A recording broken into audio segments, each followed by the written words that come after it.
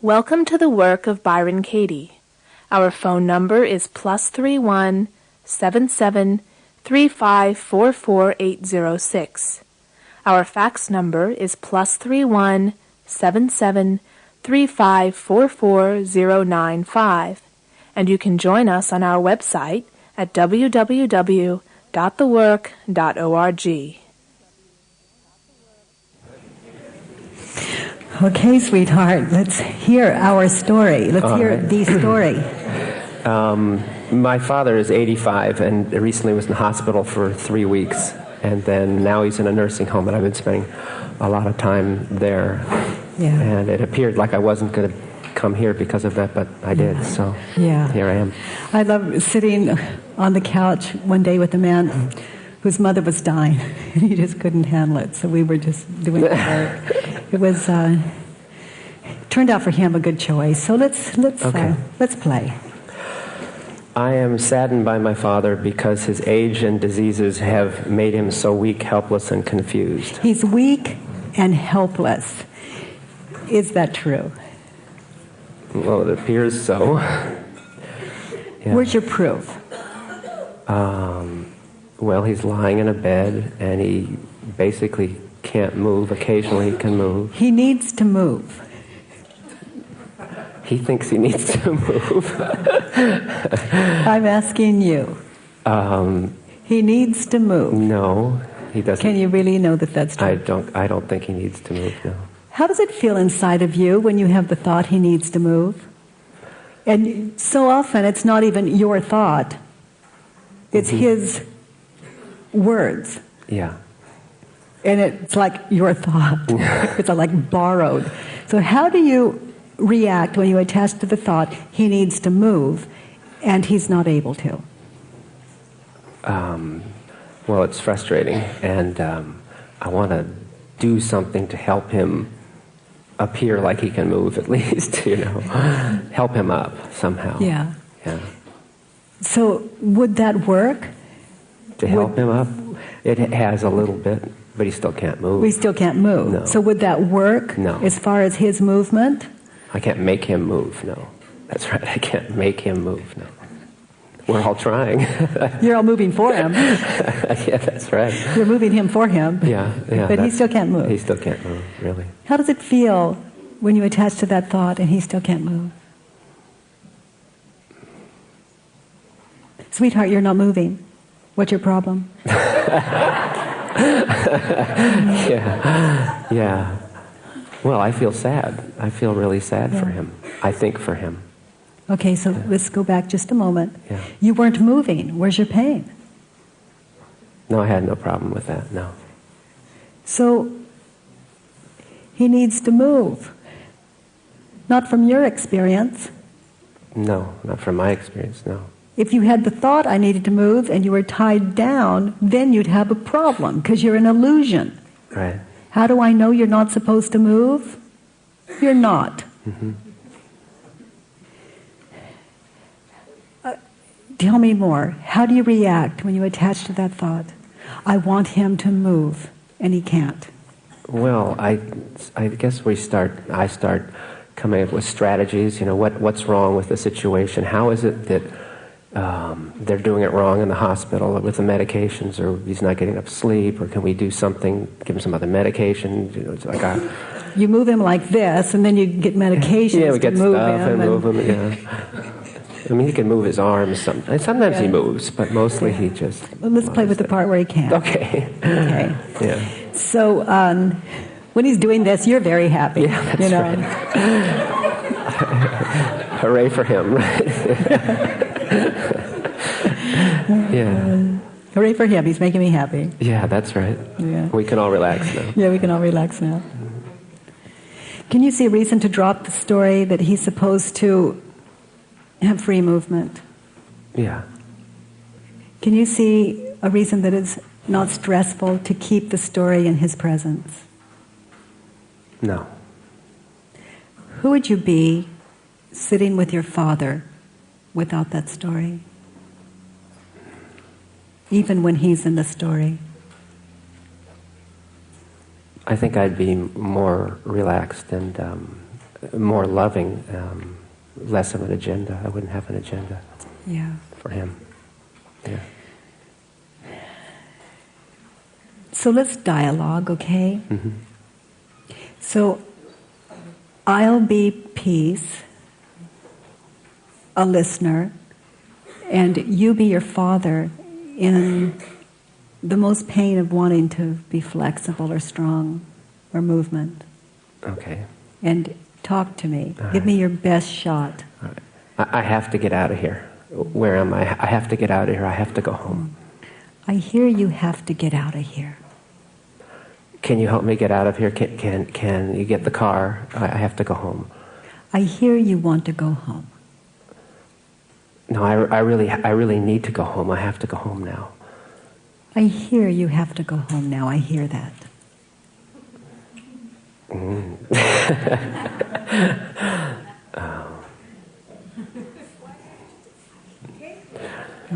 Yeah, take me. I'm not able to. Why? You have a car, don't you? I do. Don't you hear me? I need to go home. I hear you need to go home. I love you want to go home. Yeah. I love you love home. Well, if I could just get out of the bed here, if I could just get my feet on the ground, then maybe I could walk. You could help me walk. I hear you want to walk. I love walking too. Good for you.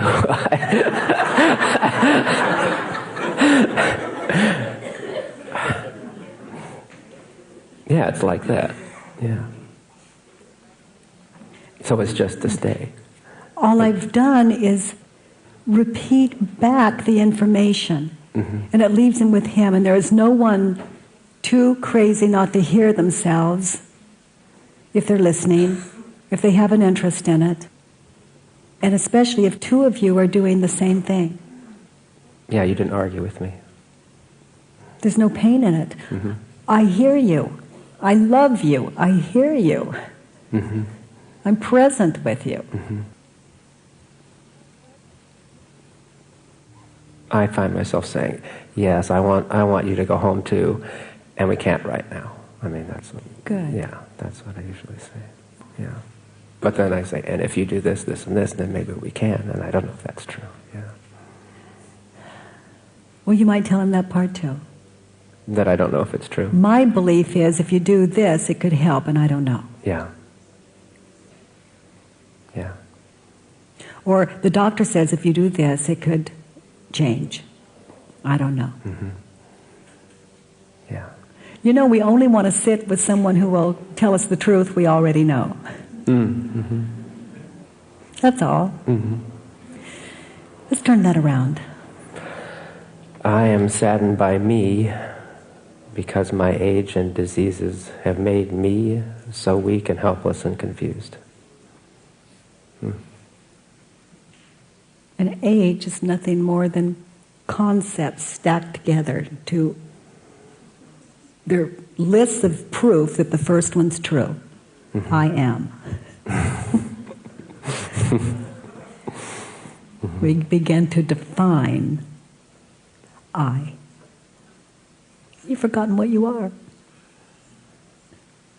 So all of this is about proving this that is not so. The I.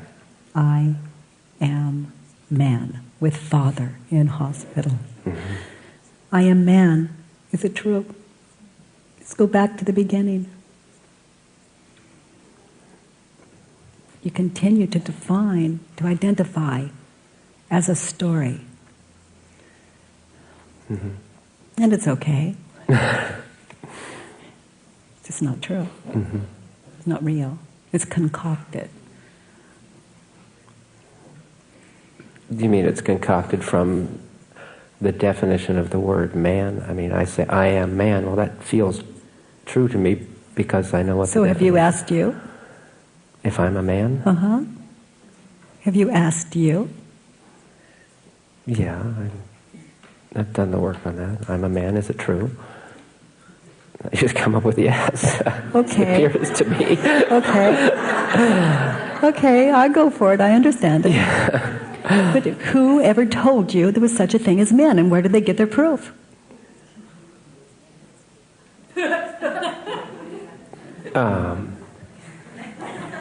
You're so gullible. You just take anybody's word for anything.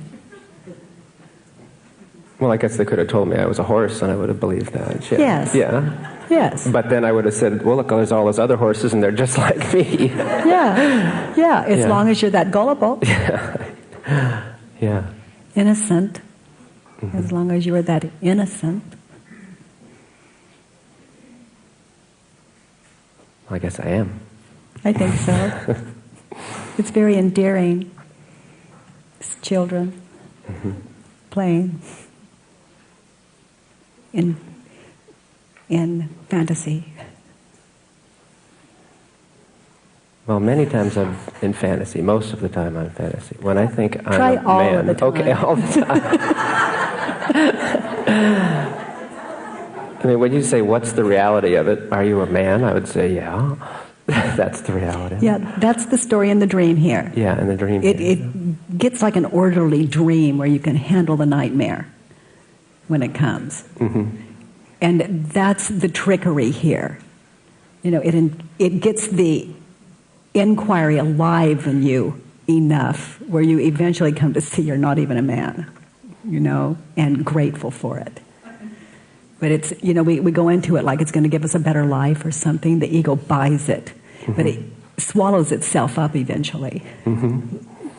It comes to some understanding that it is not what it thought it was, that it's what it knew it was all the time. I'm still waiting. Prior to starting. Yeah. So, sweetheart, let's look at the next one. Okay. I don't like that he is immobile, we already did that one, is being fed by a tube and has to wear diapers. Okay. So what's not okay about it? Well, what's not okay about it is that I see that he's not okay with it, and it seems to frustrate him so much. So sweetheart, what's not okay about it with you? His anger and frustration about it, and Turn it around. pulling on the tube, and Turn it around. my anger and frustration about it. Yeah, that's true.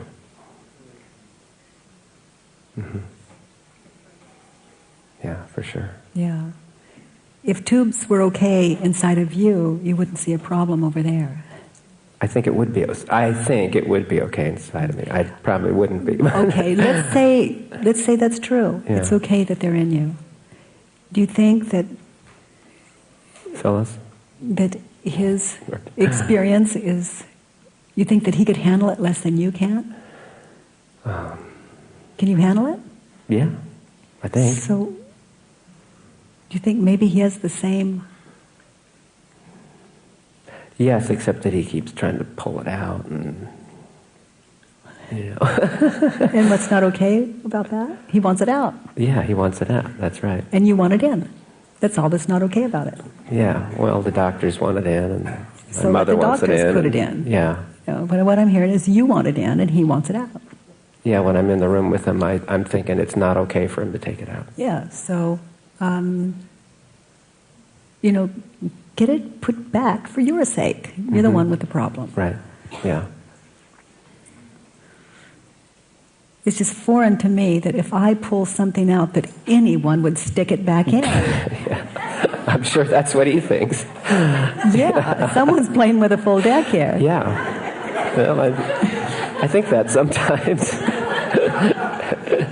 We all think he's nuts, and I sometimes think we're the ones who are nuts. Yeah. He knows exactly what he wants. He wants to go home. He doesn't want the tube. It's pretty clear. Yeah. And the next word that I forgot was uncooperative, and I mean definitely uncooperative with what he wants. Yes. Yeah. He wants the tube out. He wants to go home. I hear you, Dad. And I want the tube in, and I want you to stay here. And this is how it's going to be because I can move.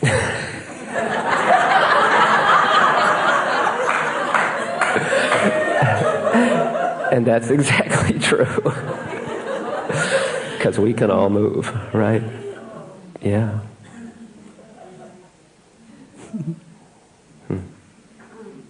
So what's the worst that could happen if you left the tube out?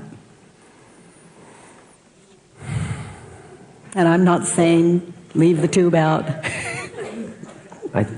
Well, if it were up to me, I think I'd leave the tube out. I think I would. Well, it is up to you. It doesn't mean a doctor's not going to stick it back in when he comes in. Oh, well, I wouldn't. It is up to you. I think if he pulled it out and I was in the room, I don't think I'd put it back in. But the worst thing that could happen if he pulled it out is he would eventually starve to death. You know. And he would die, which is my next sentence. Okay, let's take a look at it. This is the one that I hide in the corner, but it's true, and that's that I'm angry that he didn't die. Mm. So say more. Sweetheart, before you do, turn it around. I'm angry that I didn't die.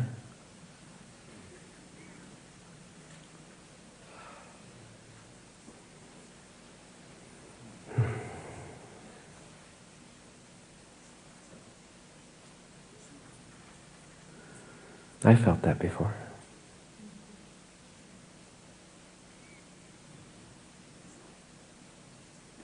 It makes sense when we know the only thing born is a concept. Mm-hmm. Therefore, that's the only thing that can die. I wanted a lot of concepts to die, you know. Yeah. Everyone's suicidal. Because we can't do it here, we're taking the fastest route out the other way. Everyone knows it's a dream. If we really thought this was real, it would have some value, but we are all suicidal.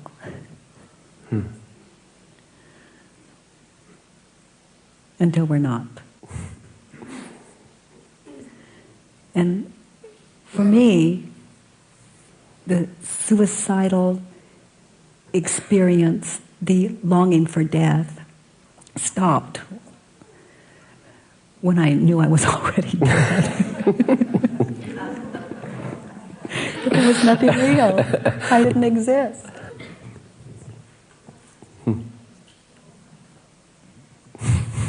No story, no me.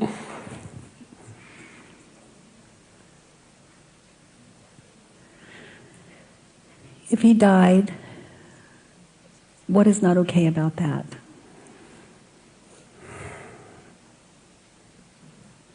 If he doesn't die, what's not okay about that, except he wants the tube out and wants to go home? It looks like a very frustrating situation I'll turn it around immediately, for me and for my mother and for the people caring for him and for him. And he doesn't understand it. So you're all there because you don't want to be? No, I'm there because I want to be. Okay, yeah. So the other people? I don't know. Well, maybe they're there because they want to be too. It could be, yeah. So... You know, it's just this thought, it would be simpler to get it over with. Yeah. I mean, it's going to happen soon anyway. So. Have you talked to the doctor about leaving the tube out? Well, they had. And I'm not saying leave the tube out. I'm not even saying it's a good idea. He wants the tube out. Have you asked? I could talk to my mother about it because she's the one who authorized it. Yeah. Have you talked to her about it? We talked about it when it was put in. Yeah. Okay. And I agreed. Yeah. So do you still agree? That would be a hard choice to make. Really? Yeah. I know a man, he was into this book of the living and dying. Mm-hmm. And he had it lined out how he was going to die, who he wanted to sit with him, and how long, and what phases, and all of this. It's really the book about the living, how to live, not how to die. What to do while you're living, not what to do after you're dead. But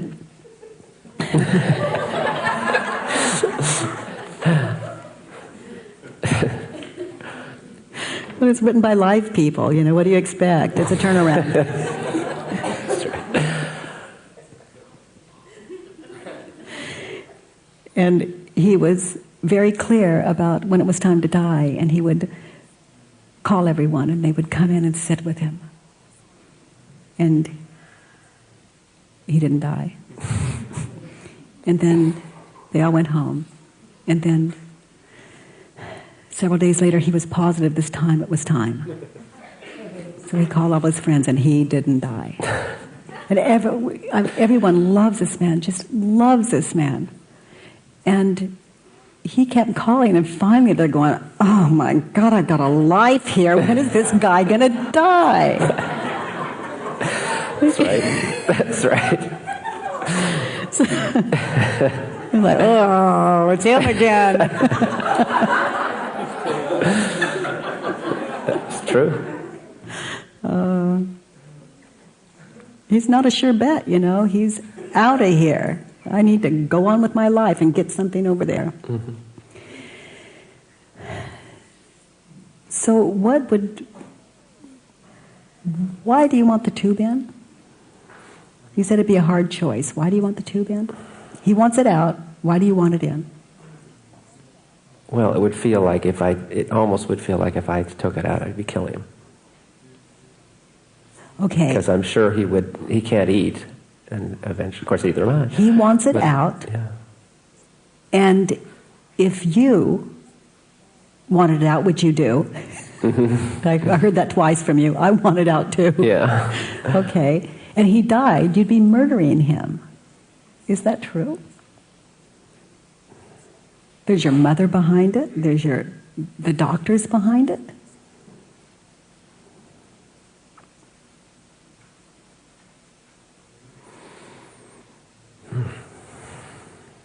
You'd be murdering him.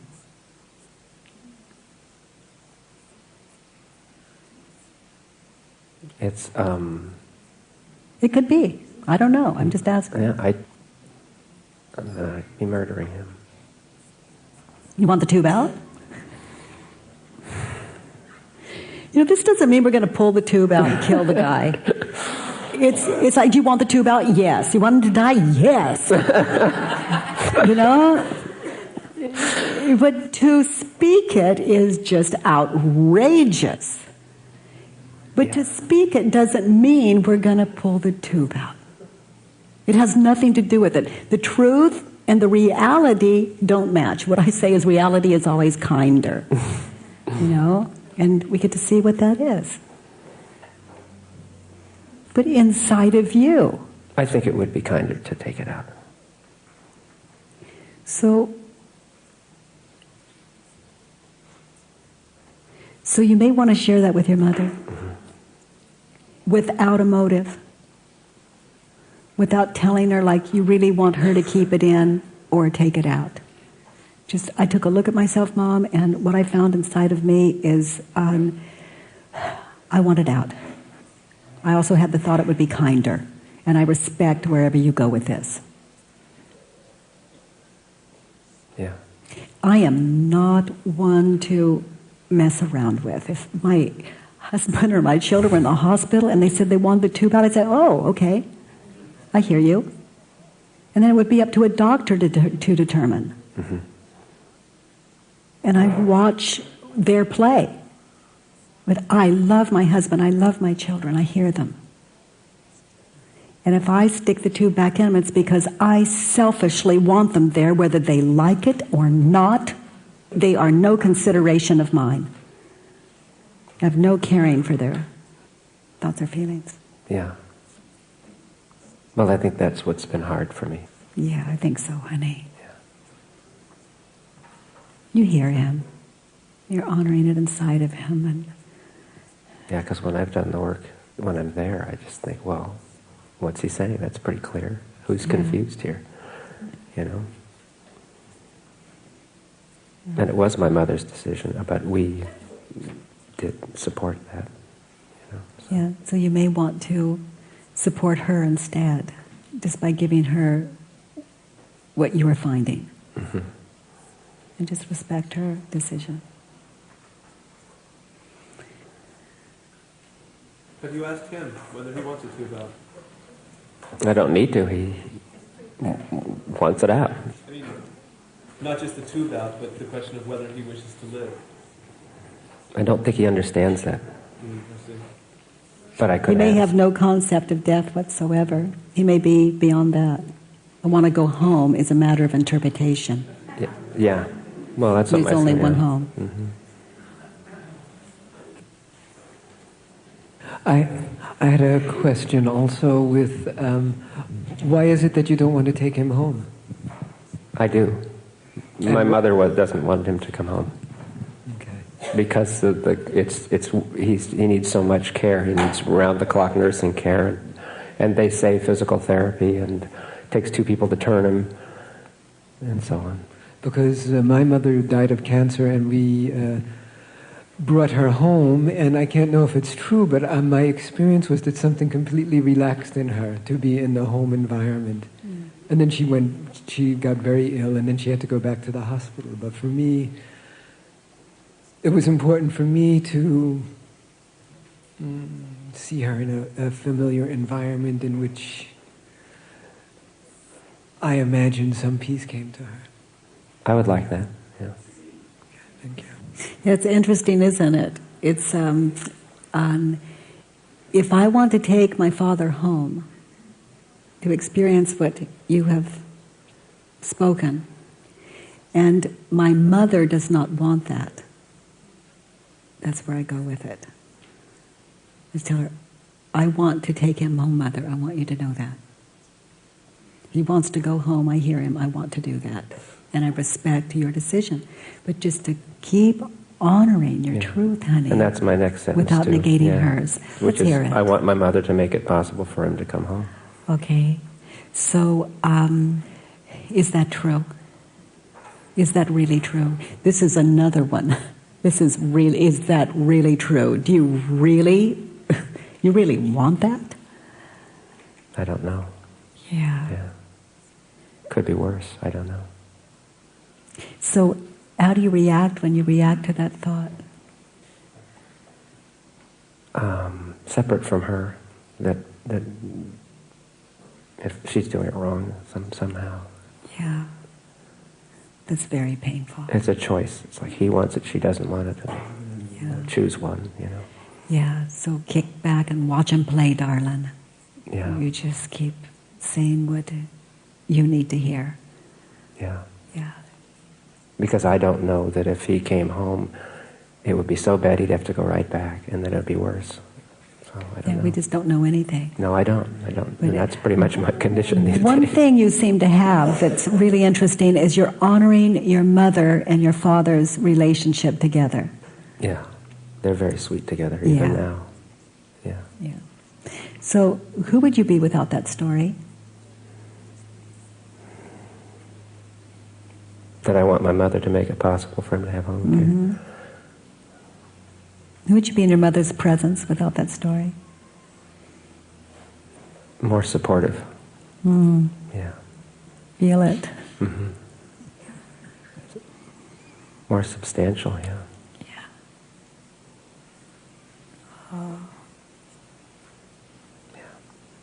Yeah, without that understanding, we're the supplier of guilt and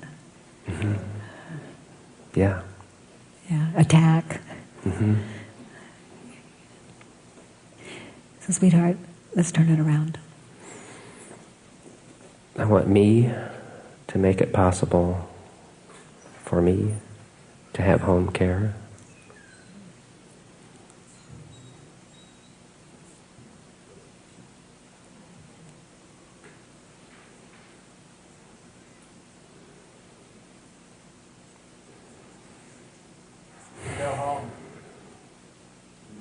That's later, but yeah. Yeah.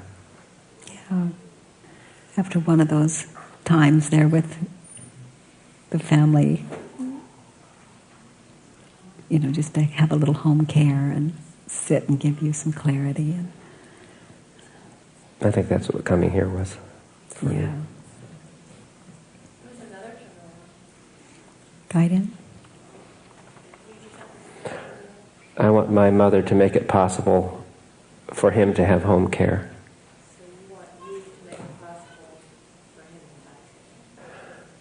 I want me to make it possible for him to have home care. How could you do that from where he's at?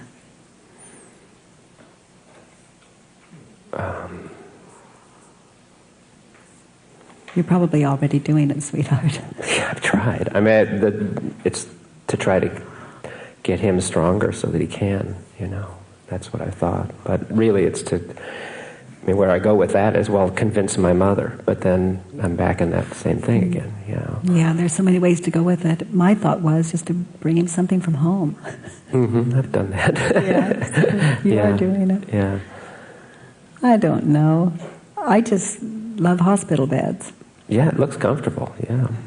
Yeah. Looks like I'd climb in there with him, Yeah, I do. Yeah. Maybe that's home care. Yeah. I almost have, yeah. Maybe that's home care. Yeah. But there's another turnaround too. I want me to make it possible for my mother to have home care. Oh, angel. Good find.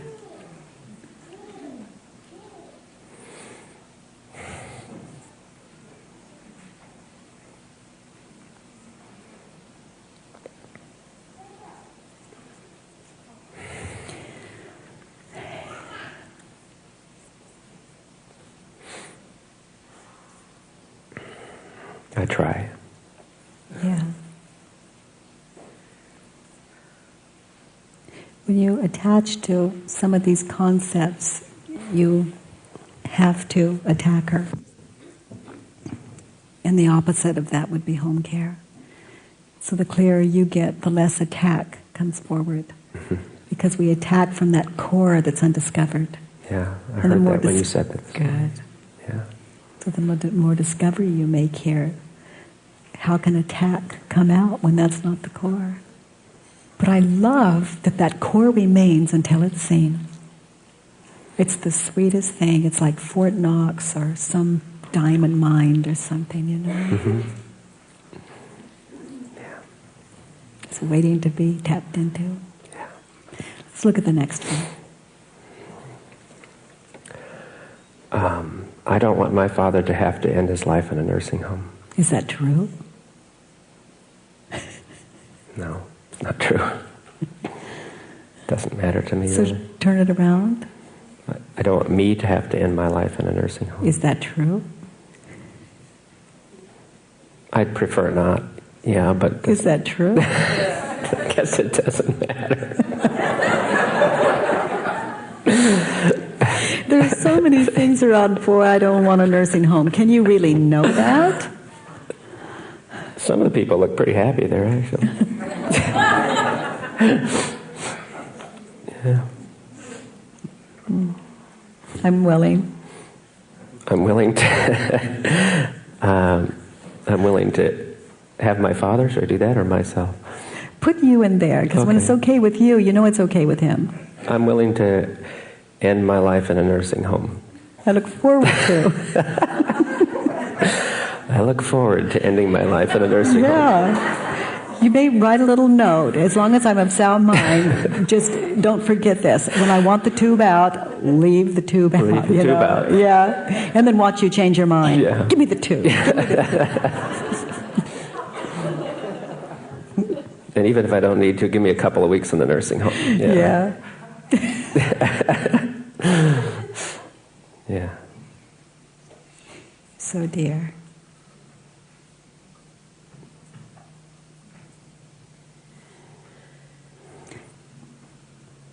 Good man.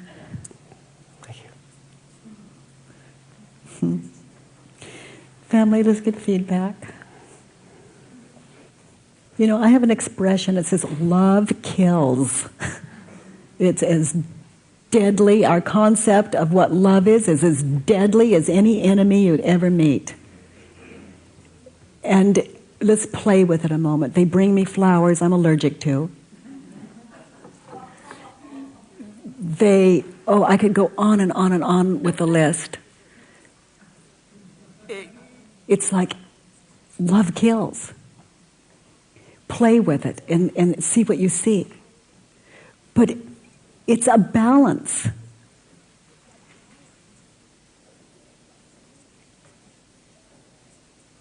People say, Let me help you. Well, I don't need it. But how do I know I need it? They ask. And they help you into places that you want to go this way, to do it, and they're taking you that way. You see? Coming through. But watch. It is so much fun. There's no way to escape. And everything is love.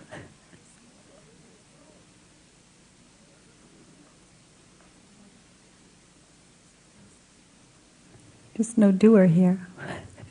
I really heard what you said this morning when you said, if someone says what to do about this, and you said, I don't know what to do about them, but I love you. And when I talked to my mother at lunch today, that's basically what I said. So thank you for that. Welcome.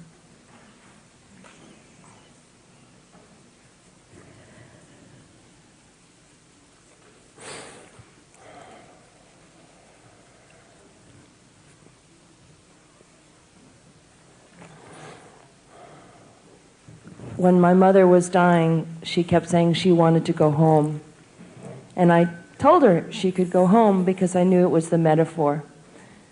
And then I wanted to hang around, so I literally hid myself in the corner of her ICU room just to be with her without having to be anything or do anything.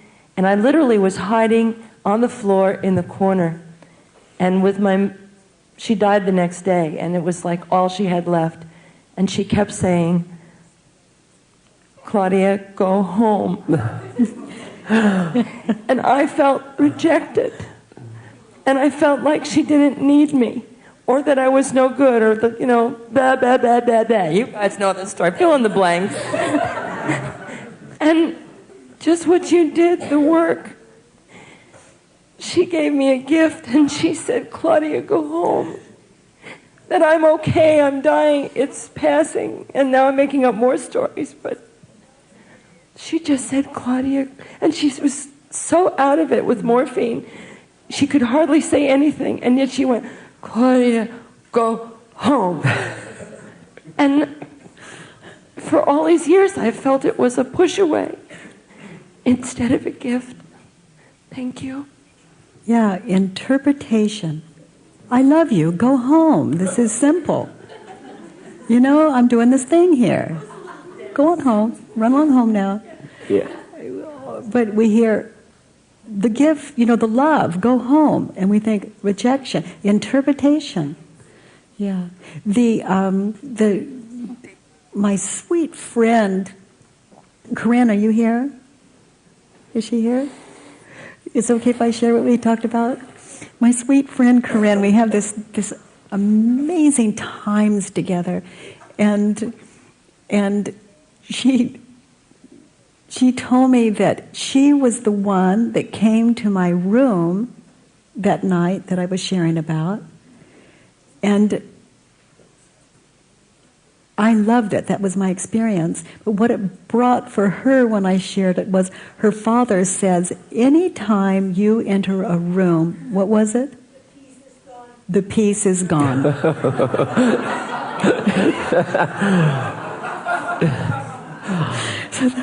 So, that is just not true in my experience. Is that fine? It's a turnaround. When she enters the room, just what a sweetness. Yeah, perception. Katie, and your name? Bill. Bill. My mom died this year, and I went and I was there when she passed, and my dad told me to talk her into using the machine that would keep her alive. I said, and I had already talked with her. I said, Dad, that's not what she wants. Oh, yeah, she wants that. I said, why do you want her to use the machine? He said, because our 50th wedding anniversary is coming. And I said, I want what she wants. And I said it was selfish to want her around when she wants to go. And I went in the room and then asked her, I said, Mom, you could use the machine. And she said, I don't like that thing. I said, you may die if you don't use it.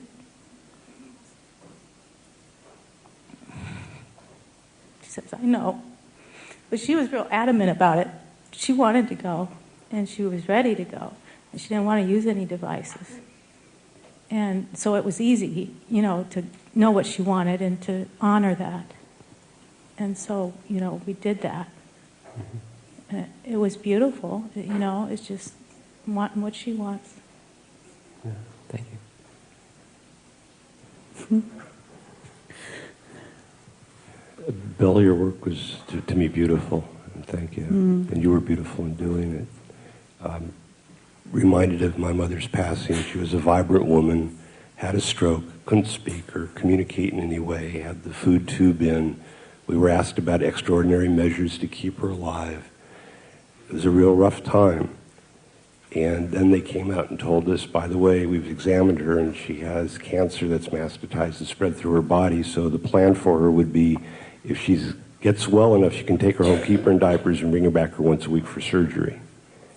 Just almost by accident, my sister, myself, and my nephew showed up in the room to visit with her.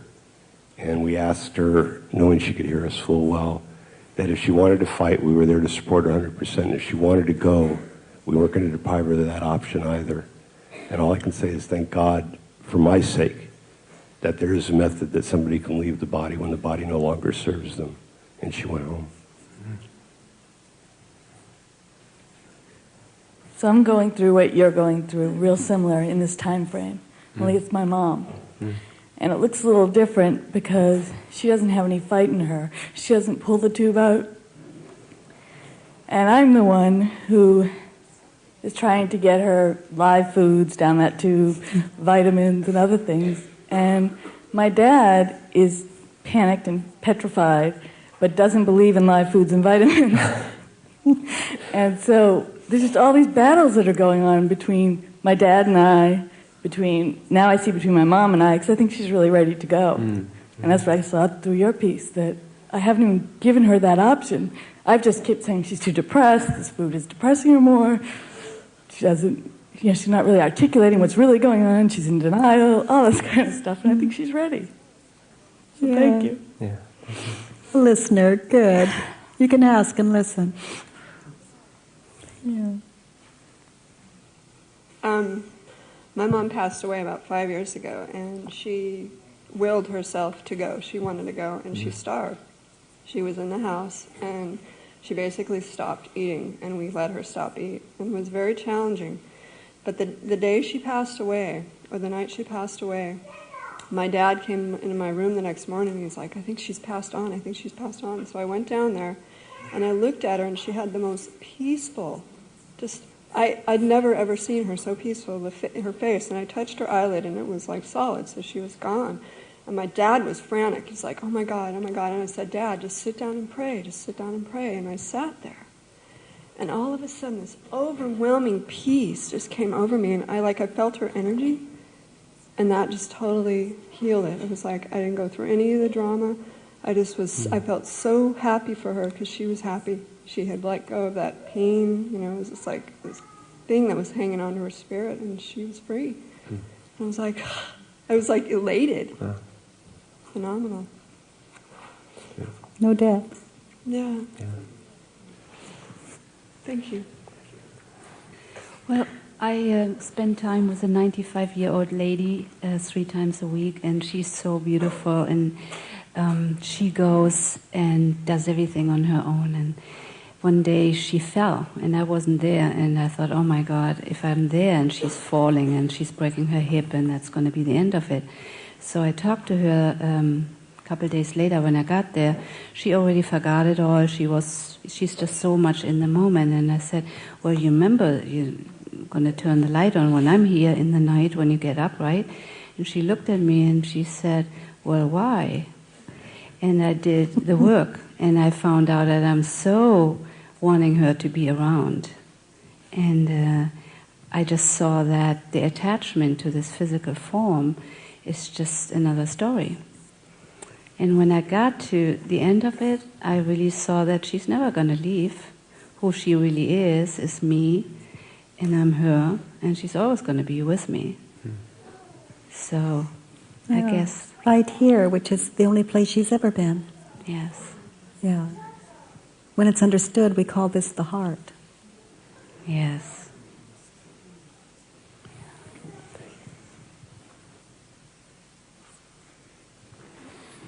Hi, Bill. I just wanted to thank you. Something very similar also happened to me, actually twice.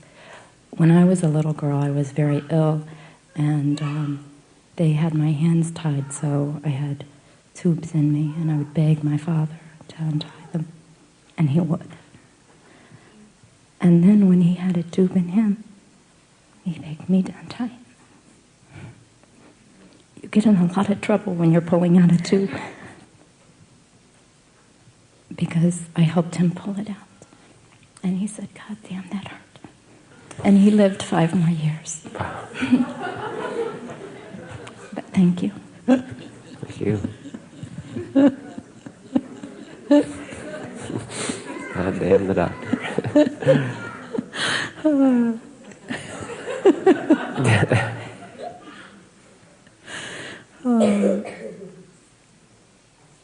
I've had a similar situation also with both of my parents, but with my dad more recently in May.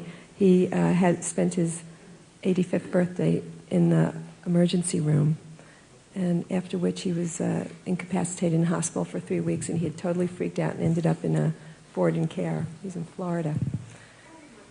And my brother, who lives right near here, we're just still figuring out what to do with him because he's kind of pretty much out of it. And my mom has advanced Alzheimer's also in Florida. Mm-hmm. So I feel like your piece has given me something to bring with me in the next months. A slightly different perspective. Thank you. Thank you. You know, I ran around like that crazy patient for about 3 years. And, you know, just, I call it mad with joy. But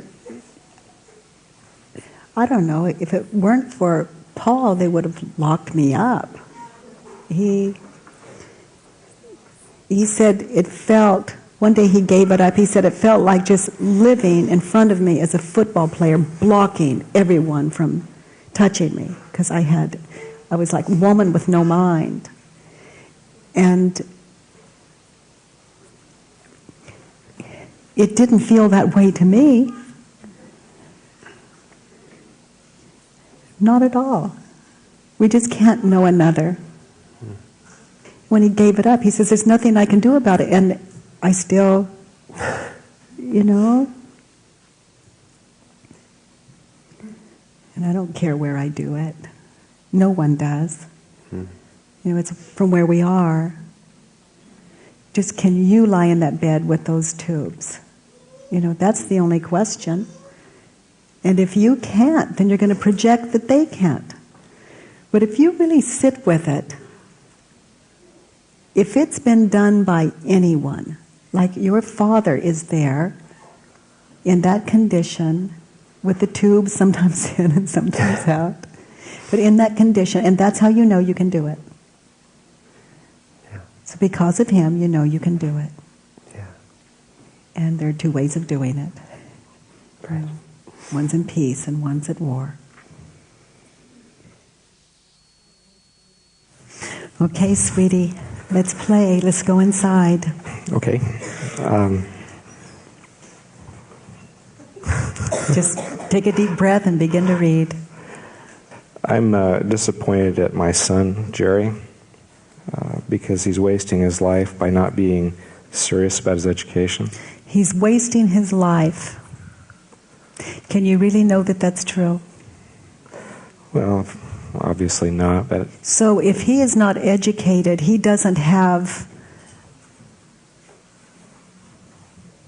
a good shot at success or happiness. To me, happiness is success. But without an education, he does not have a shot at happiness. Can you really know that that's true? He's not very happy now. And an education would certainly give him more happiness in the long run. Can you know that? No. How do you treat him when you attach to the thought he's not taking his education seriously enough? I probably put him down. Drop the probably. How do you do it? I make him feel worse. And specifically, how do you do that? By nagging at him. What are the words? I tell him that he's dropping the ball, that he's wasting his time, that he needs to get serious about his life. Yeah. How does that feel inside of you when you're, I'll use your word, nagging? How does it feel inside of you when you talk to your son that way? It makes me feel stressed, uncomfortable,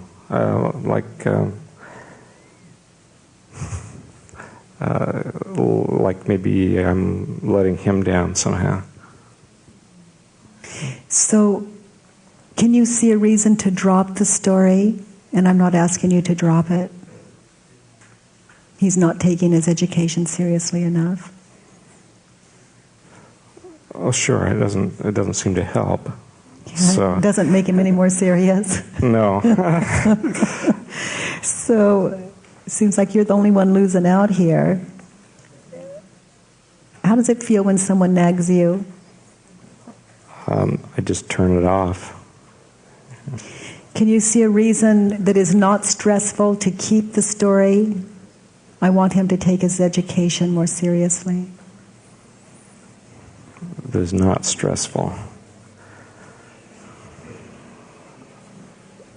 Well, yeah, if he did, then that would not be stressful. He's not doing it. That's true. Can you see a reason to drop the story, or to keep the story that is not stressful? Give me a reason that is not stressful to keep the story. Well, yeah, there's no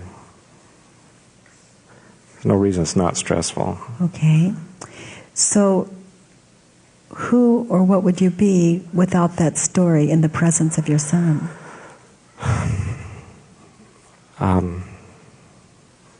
Probably more likable. You probably like me better. More likable, maybe more credible. Yes. Let's turn that one around. I'm wasting my life by not being serious about my education? Yes.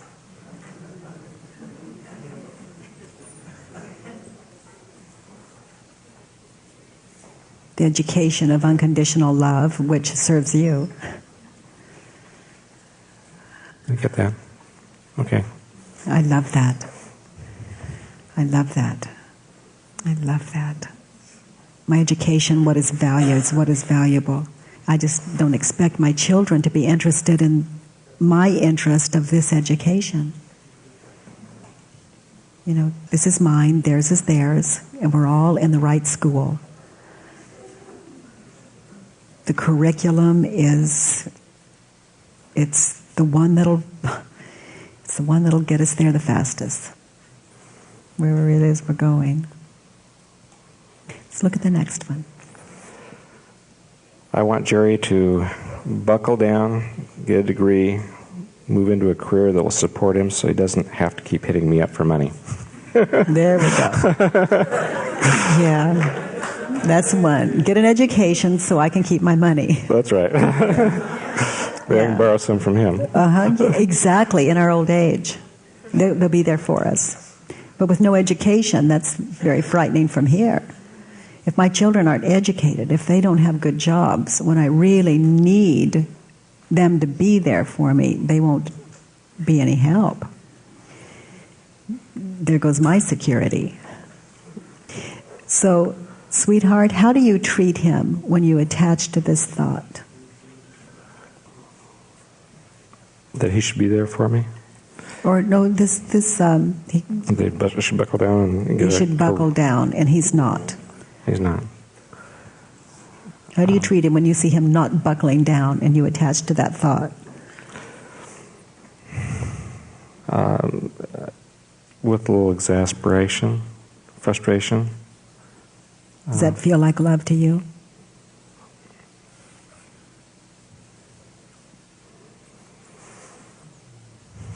Well, no, those are negative things. So close your eyes.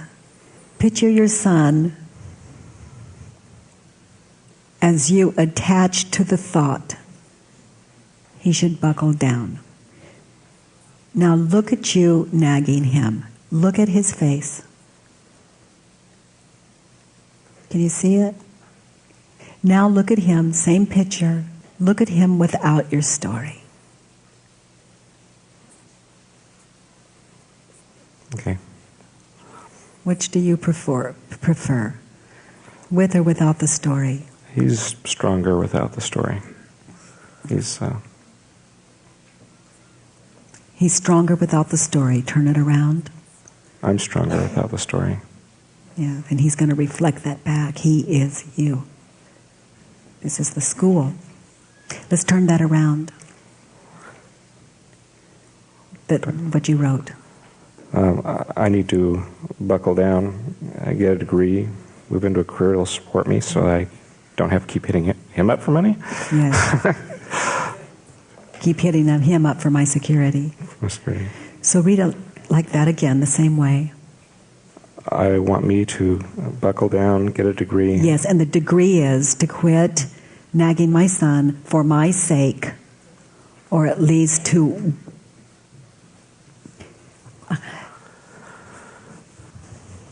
I don't know. After this, it just comes natural for some of us. We start to nag and we laugh instead.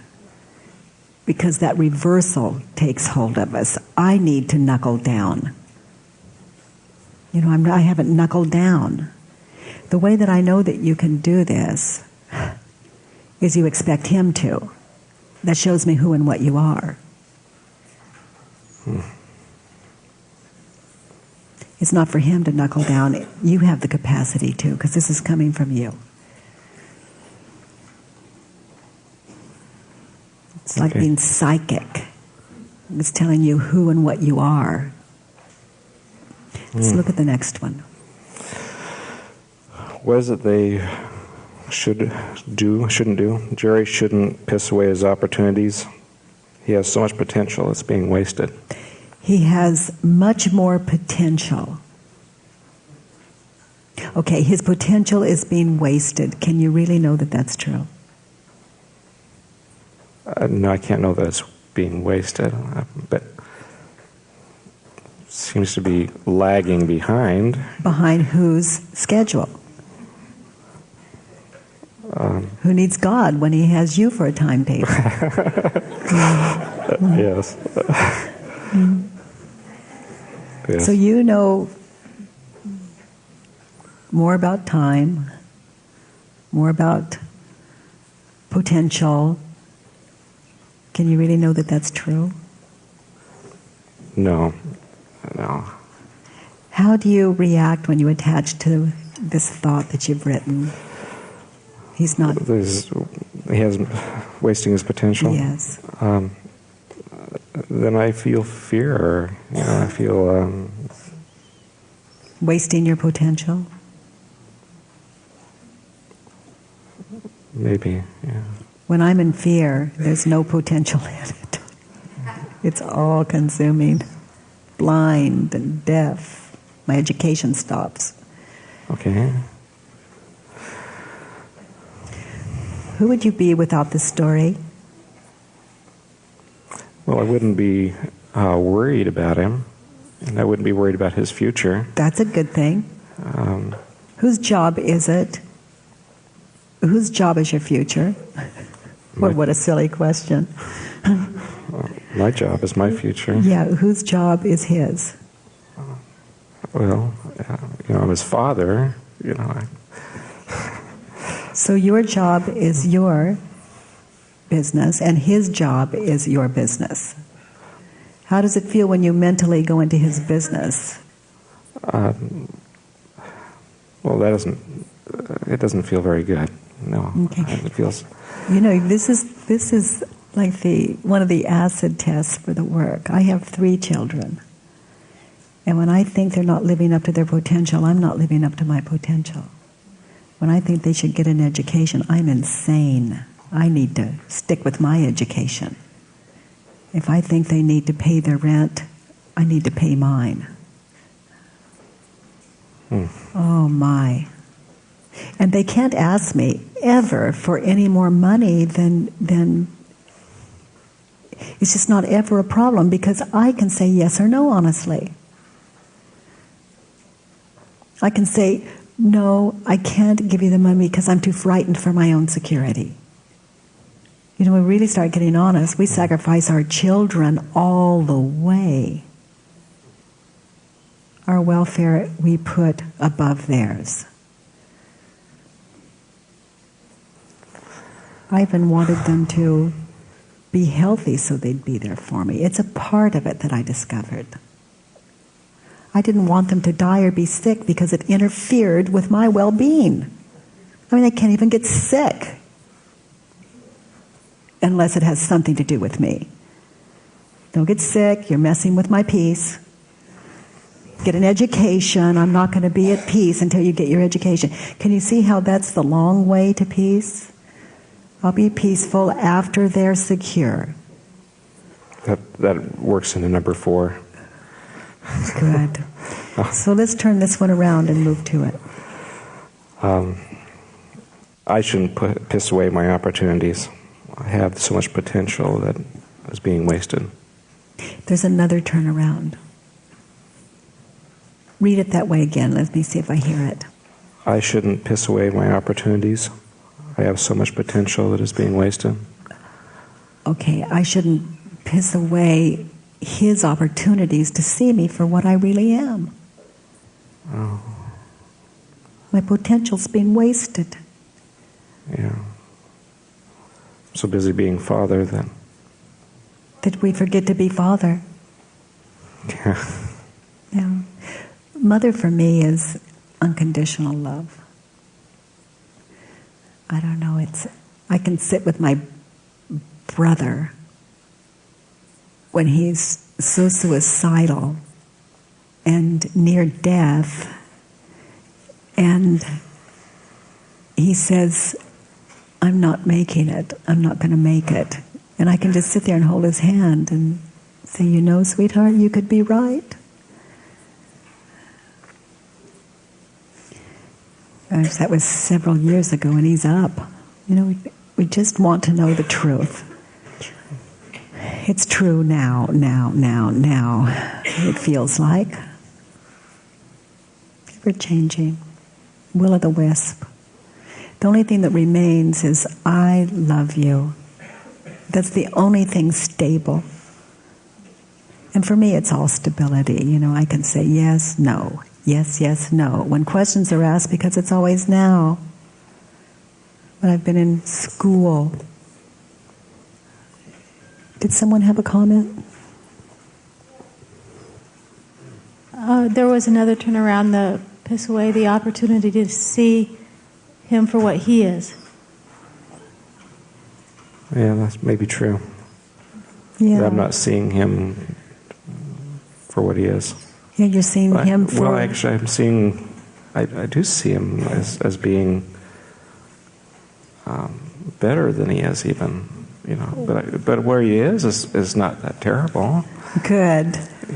I see, now you're noticing. But I mean, really. The condition is, I'll see you as okay when you live up to my potential. My guidelines of what your potential is.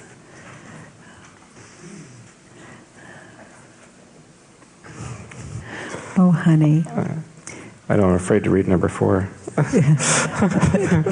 It really is an acid test, I have the best advice for my children. I've got the greatest advice, and I'm so grateful they don't ask me, so they can do what is better. Because what is what's better. Really? So let's look at that one you're hiding. Yeah. And what do I need from Jerry? I need Jerry to make me proud. Oh, that's a good one. It's a good one. That's what parents hold. Yeah. So is that true, sweetheart? I am proud of him. So you've got it already. You may want to share that with him. I have, yeah. Yeah. So let's turn it around. I want me to make myself proud. Yeah. The way that I do that is I stay out of my children's business and they are grateful.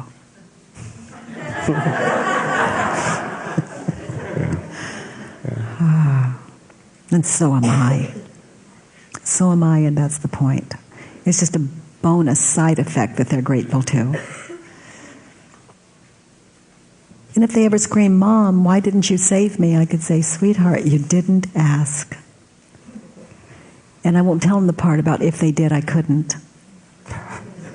And if I could, I wouldn't. Because I know the joy of self-realization.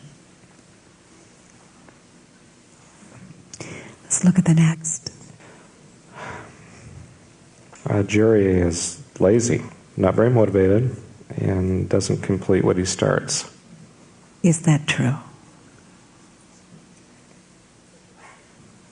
Pretty much. Okay.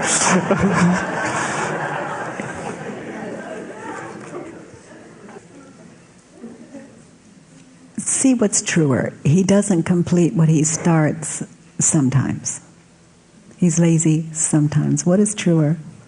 That's true.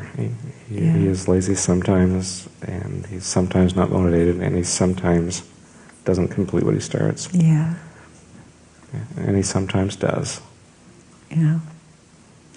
I just had the thought, "The Opening of Eyes Long Closed." It's a poem by David White. Opening of Eyes Long Closed. My son is lazy sometimes. Let's turn it around. I am lazy. Yeah, when it comes to dropping conditions on your son, conditions of love.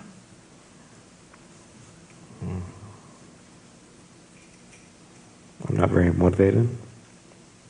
To drop your demands on your son. And we've seen with those demands what they feel like inside of you. And I also hear from you they don't work. They don't. They don't. And the next? I don't complete what I start. Do you ever say, "I'm not going to do it again, I'm not going to talk to him like that," and then you find that you do? Or, "I'm not going to be so rough," and you find that you are? Finish what you start. Then when you learn how to do it, he'll follow. I found that my children are just replicas. They're just a computer that speak everything I ever taught them. And they're just the people that are living exactly the way that I lived. And all three of them appear to be so different. And they're all me. They're so innocent. They're only thinking and doing exactly the mirror image of this. That's what my wife said. She said that you and Jerry are the same. She said you're just the same. I said, no, we're not, you know. And when we were going through the very most difficult times, she says that it was driving her crazy because she said you two are identical. The blind shall see. I love the part where we're the last to know. Yeah. Yeah. So you might go home and tell him, "Honey, I'm just like you." Yeah. Yeah, I see. Let's look at the next one. That's 6. I don't ever want to let myself get my hopes dashed by his failure. I'm willing. I am willing to let myself get my hopes dashed by his failure. Yeah, how exciting. Because there's no way he can fail. It would have to be your perception. I look forward to? I look forward, Oh, yeah, sure. Yeah. I look forward to letting myself. I'm not sure I'm convinced about this. I look forward to letting myself get my hopes dashed by his failures. Yes, because again, it can only be your perception that he's failing at all. Nothing else is possible. If he fails at something, he's been spared that so he can go on. My son, I like this example. He had a contract that was very valuable and he lost it. And in his mind, he already had the money spent. Oh. And he called me and he said, Mom, I am so excited. I lost the contract. Can you imagine what is coming that is better than that? And I tell you, the guy is right. He's right. He's right. He's right. He's right. He just doesn't bother to care anymore because he knows there's only good. And I don't know that he doesn't bother to care anymore.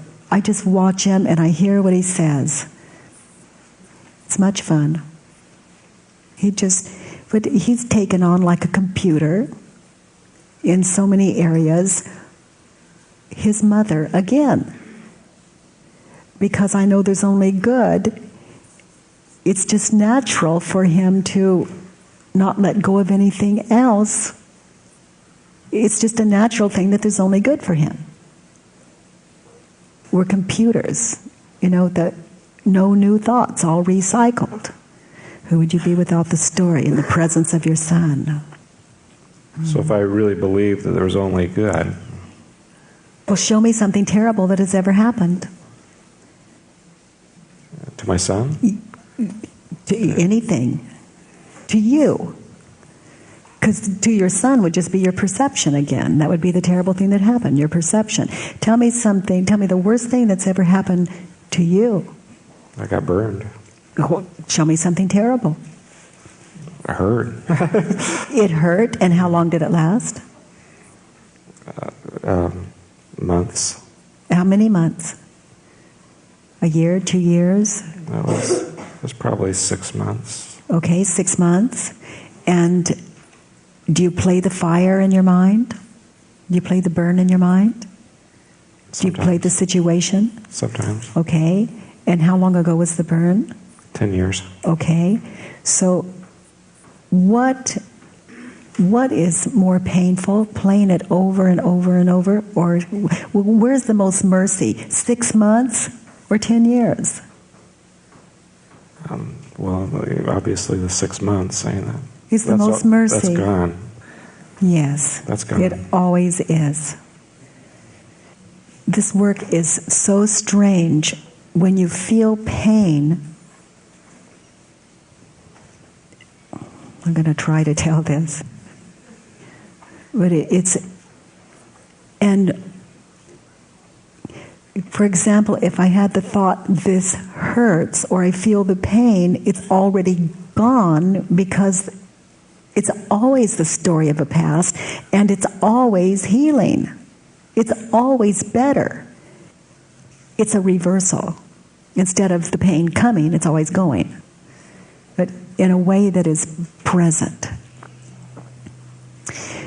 So when you were in the pain, what were your thoughts? What were your thoughts about your body? That I didn't want it. You didn't want the pain, but what were the thoughts about the effect it would have on your body? Your appearance? I never really worried about that too much. Okay, so what were your thoughts with the pain? It'll never end? I want it to be over with? I want it to be over with. Yeah. I knew it would end. Okay, so what were your thoughts? I don't want to feed them to you. I thought I deserved it. Ah, that's a good one. I thought I deserved it. Yeah. So, sweetheart, let's go back there. You deserve it. Is it true?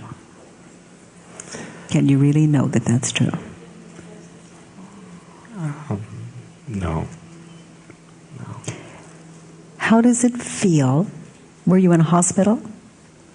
How does it feel lying in the hospital when you attach to the thought, I deserve this?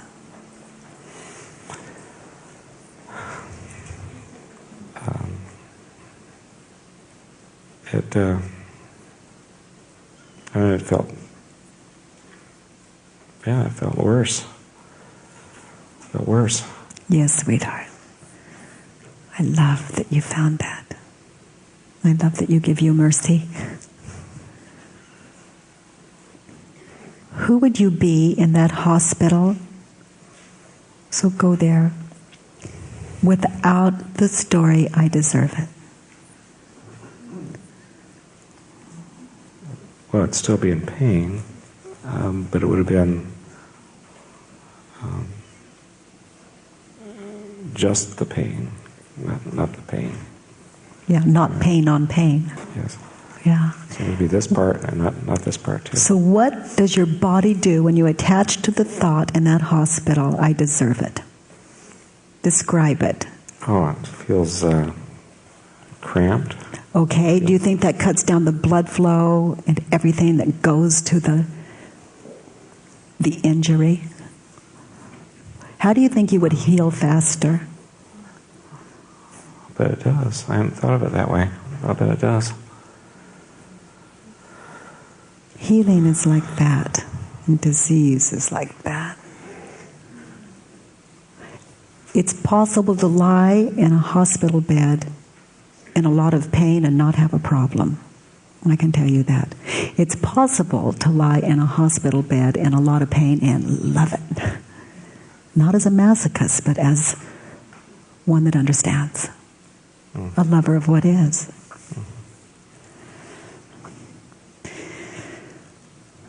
So, there was a thought around your son.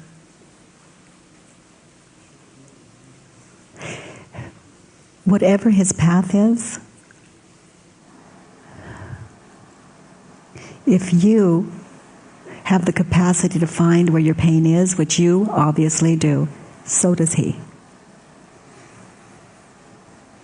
You cannot give what you just found to your son. You can only give it to yourself. That's true. There's no talking or preaching, and there is no spiritual master that can give him that.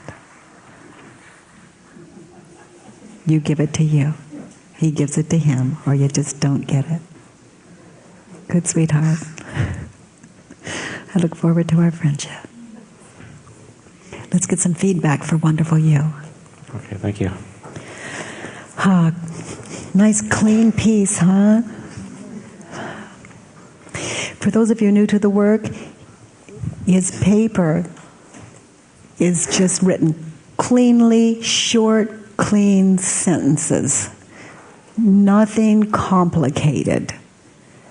And it's just so easy to investigate. There it is in black and white. Yes, sweetheart. I really want to thank you for your work. I have 4 kids I'm really proud of and a daughter that clarity is slowly coming. And so just, I mean, I could have been saying, apparently someone I've talked to my daughter with. Where's the one that has the same daughter? And so just here, I could have said all the same things you did, so it's really nice to hear it. And Katie, what you were saying about your kids, that they should be well so it would be easier for you. Yesterday my wife was sick with food poisoning, and she was busy throwing up all day, and I was alternating between really being very caring for her and all, and then thinking to myself, well, if she was well, then she could be full of life and making me happy and full of giving me attention and all. Instead, she's just wrapped up in herself. And how wrapped up of yourself was that? Oh. I knew it wasn't the place to be, but actually I felt guilty about it. And so just hearing you, well, if you can feel that way, then so can I. Yeah. Thank you. Yeah. Yeah, their pain has nothing to do with me. Nothing. And then it's just so easy to be there, because we go there anyway. We go to the hospital anyway. or we're with our children or our mates anyway. It's just how we're going to make the trip, like this or like that. It was interesting listening to a father. My father and I had a heart-to-heart conversation a couple weeks ago where he blew my mind because it just had never happened. And so I'm already kind of seeing my father as human.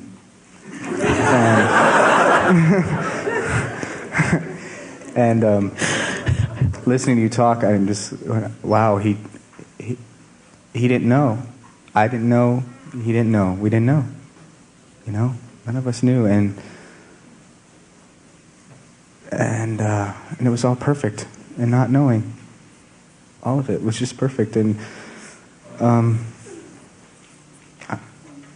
I can kind of say I'm glad he didn't know, and I'm glad I didn't know, because it's really kind of cool when you start to know. You know.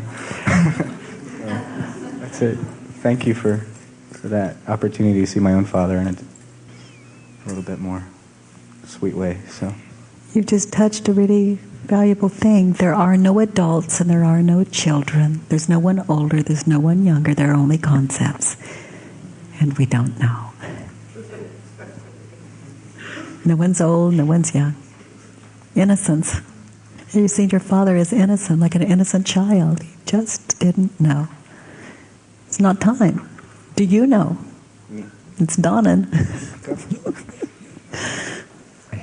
Hi, Bill. My name's Bill, and I have a son.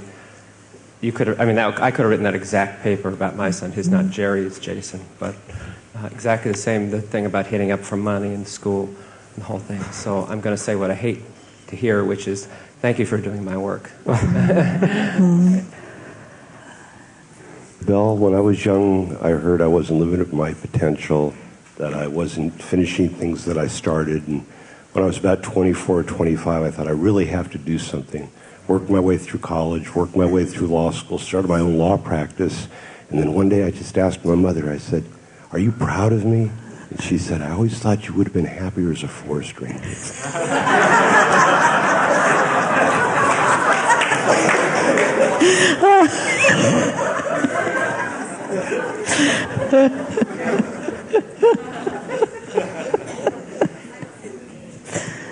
I have two grown daughters, and I guess I was graced because I just wanted their happiness. And, you know, if I do things and try to show them a direction and they weren't happy, then I'd figure out what they wanted.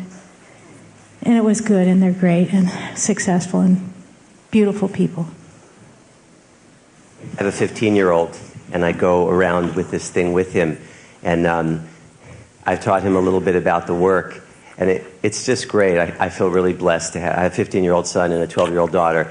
And when I tell my son, I say, "John, you know, there are teenagers who pick their socks up and take their belt out of their pants before throwing it in the dirty clothes." And he says to me, "So does your mother." And then I tell him, I say, I get mad. I say, "You know, you're just playing computer games. You're not doing your schoolwork. You know, this effort really sucks. You're just not making your effort." And he'll say to me, he'll say, "Dad, in the moment I see myself as sucking, I see you as sucking even more."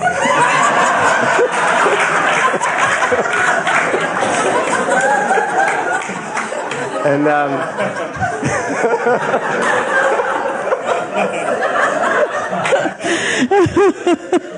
I just love how he's taken the turnaround, you know, and in his own beautiful, perfect way.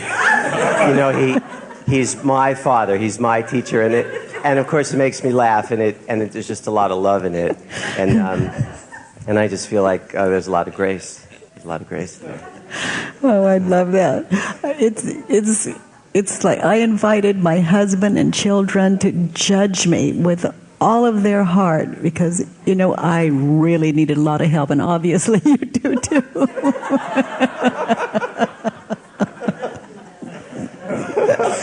Oh.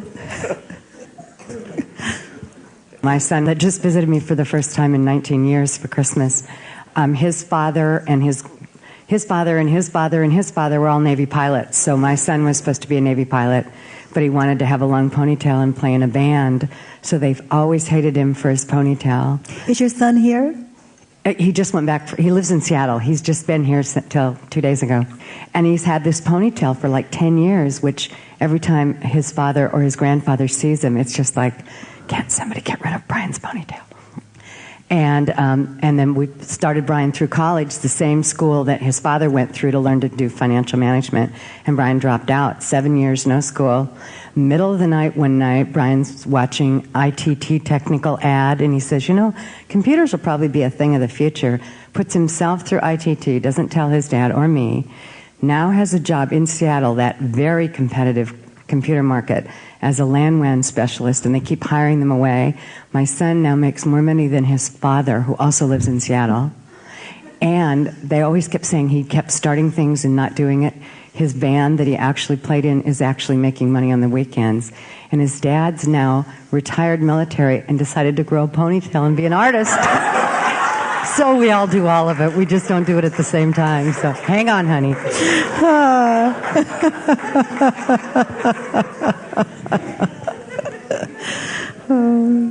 I'd like to thank you for sharing what you shared, because you are my sister. I don't have children. I haven't been married.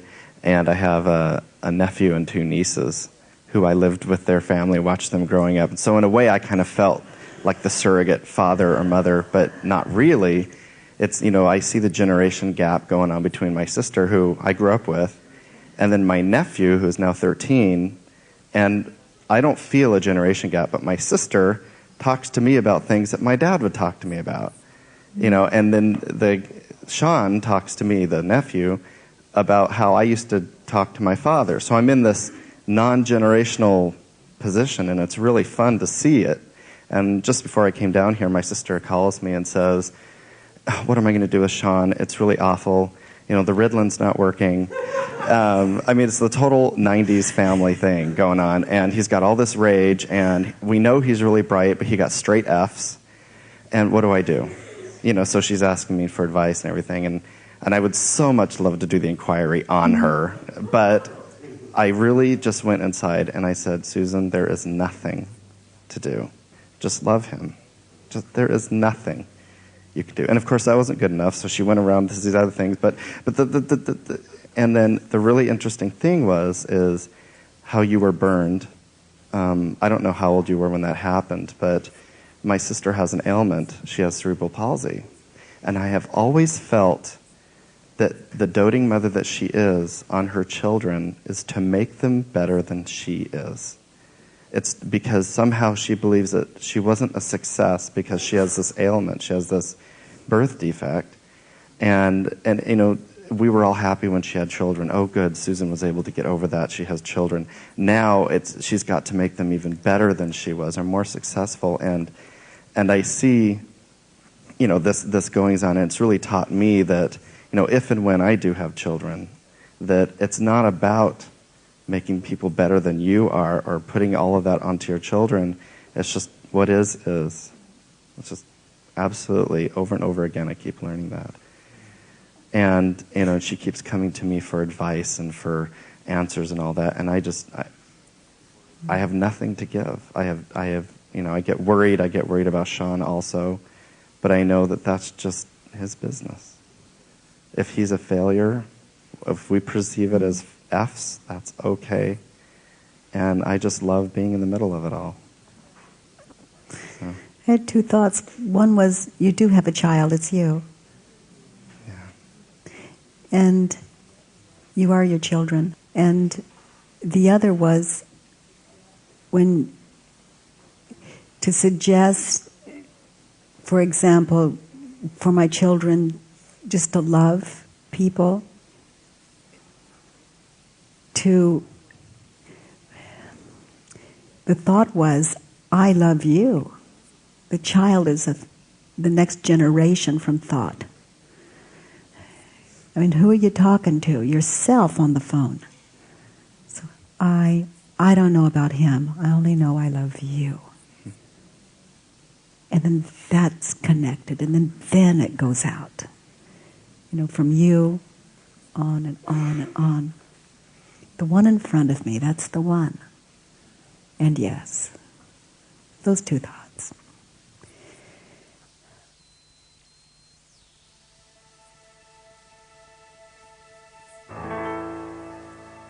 That day I saw beneath dark clouds the passing light over the water, and I heard the voice of the world speak out. I knew then, as I had before, life is no passing memory of what has been, nor the remaining pages in a great book waiting to be read. It is the opening of eyes long closed. It is the vision of far-off things seen, for the silence they hold. It is the heart. After years of secret conversing, speaking out loud in the clear air, it is Moses in the desert, fallen to his knees before the lit bush. It is the man throwing away his shoes as if to enter heaven, and finding himself astonished, opened at last, fallen in love with solid ground.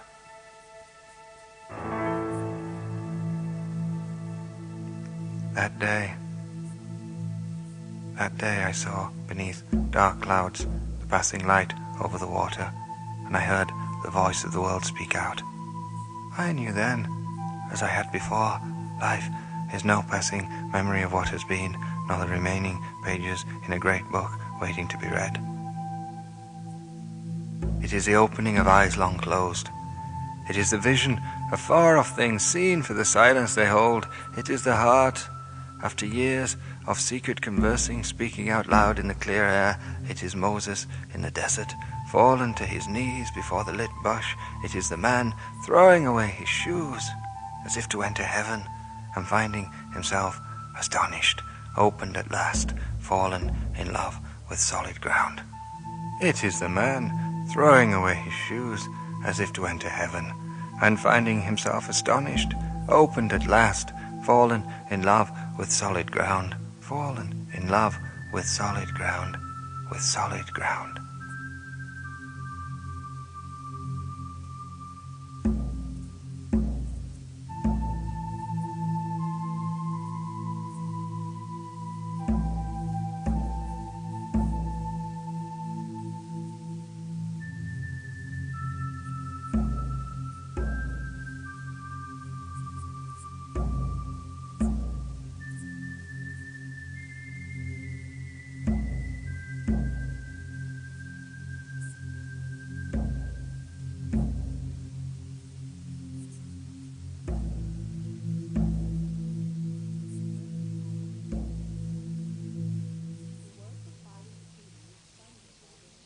The work of Byron Katie is funded by donation.